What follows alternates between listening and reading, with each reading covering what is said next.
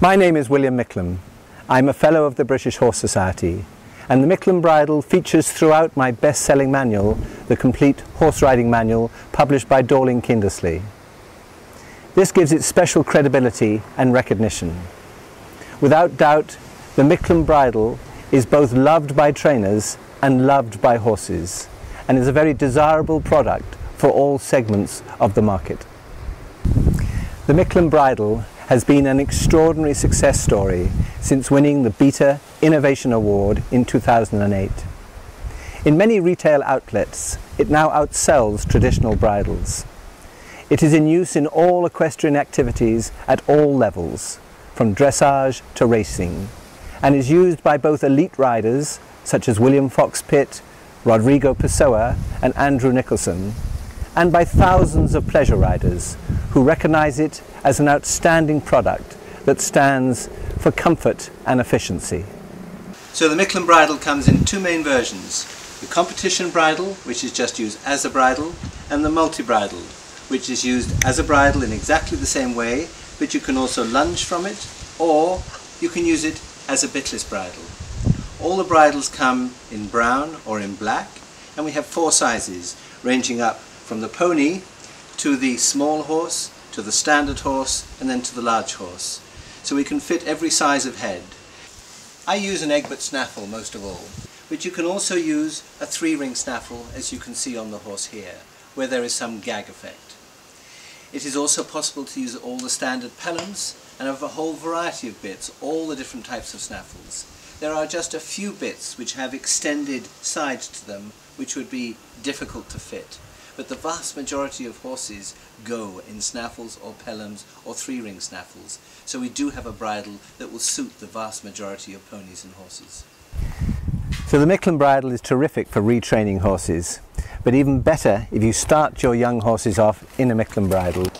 This is a 4-year-old niece of High Kingdom and Mandiba, my two Olympic horses, and they were both started in the Micklem bridle, lunged off the Micklem bridle, and also with the bit clips here that you can see linking the main side ring with the bit itself, so that if there is an extra pull on the bit, it doesn't mean that the tongue or the delicate bars of the mouth are harmed in any way. They're also super comfortable because of the wide headpiece. We lunge them off this front ring here, and people say, how can you possibly lunge them off such a light bridle? And when I do this, you can see that there's no inward pressure at all, no discomfort. But when I let the bridle go, because the cheek pieces sit behind the protruding cheekbone, it means that it's an absolutely wonderful lunging bridle. Most days of the week I get emails about horses that have changed miraculously just because of having a Micklem bridle instead of a traditional bridle and noseband. But there are good logical reasons why this happens, because there are 5 main areas of discomfort for a horse with traditional bridles. First of all, at the top of the head. We all know about the horse being sensitive around the pole area. Some horses are even head shakers because they're sensitive in this area. My wide headpiece means that the load is spread out over the horse and is much more comfortable for them.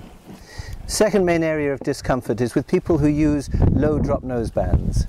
And you can see here that with the delicate nose bones, that if you put a noseband that low, and particularly if the horse fights against it, that they're likely to cause themselves not only pain, but even to fracture these delicate nose bones. The Micklem bridle fits above those delicate nose bones. So that's point number 2 of discomfort. Point number 3 is where we have the protruding edge of the upper jaw molar teeth, because the upper jaw is so much wider than the lower jaw. And so when you have cavesson nosebands that go over this area, the flesh on the inside is squashed between the noseband itself and the protruding edge of the teeth. In a similar way, you can see these 2 holes here. This is where the main motor and sensory nerves exit to service all of this part of the horse's face. So if you squash these nerves with cranked up cavesson nosebands, which is the common noseband, you will find that you cause numbness in this area, numbness even where the bit is. And number 5 is hidden, because number 5 is the bars of the mouth. And as we close up here to the bars of the mouth, or if you run your finger over the bars of the mouth, you can feel how sharp they are, rather like a knife. So extra pressure on the tongue or the bars of the mouth can cause extreme discomfort to the horse.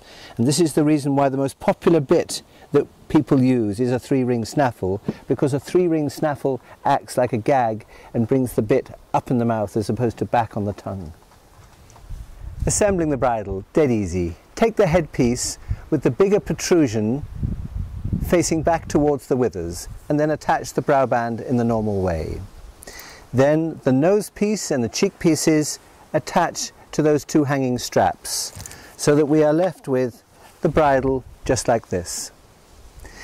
Then you take the bit straps and you attach the bit straps to the bit first of all. That is a key thing.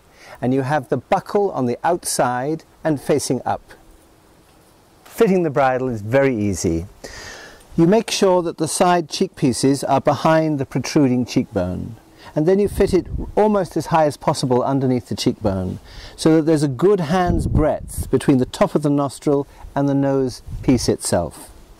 Then you do up the back strap, and it's just flush with the horse's skin, just like you were holding somebody's hand, and exactly the same thing with the bottom back strap that goes below the bit. Just flush as though you were holding someone's hand, and then it's all comfortable for the horse. With young horses and with some novice riders, I will use these bit clips. When using the bit clips, put it in round the main side ring first of all, and pull it back until it will snap. And then you put the side piece of the snaffle ring in, and then you can see that if I pull on the rein, there's a direct connection from the bit through to the front of the noseband, so that there is less pressure on the horse's tongue or bars of the mouth. So particularly for young horses and for novice riders that may give the horse a jab in the mouth, this is why I use the bit clips. These bit clips are just for training. You wouldn't use them in competition. There are 3 main common errors of fitting. The first is only a small one, but you have the bit strap upside down and the buckle just jingle-jangles on the bit a little bit and it looks a little unsightly. It's not a major thing, but attach the bit strap to the bit first of all with the buckle facing upwards. The second one is a serious fault. This top back strap is not meant to be loose like a normal throat lash. It's meant to just come round flush with the horse's skin. And the last fault, which is the major fault, is having the nose piece too low. So it's going down over the delicate nose bones and making the bridle very uncomfortable for the horse. As regards fitting the bridle, all young people now working with a Micklem bridle have started off with it and they find it more simple, and that is their bridle. They no longer are aware of the traditional bridle. The Micklem bridle is different, but a good idea has to give way to a better idea. And all young people using the Micklem bridle would most definitely prefer it. All trainers who have used it have fallen in love with it. It is true to say that the bridle is loved by trainers, and it's certainly loved by horses who find it so much more comfortable. The bridle is a huge success. It's a huge success because people find that it works.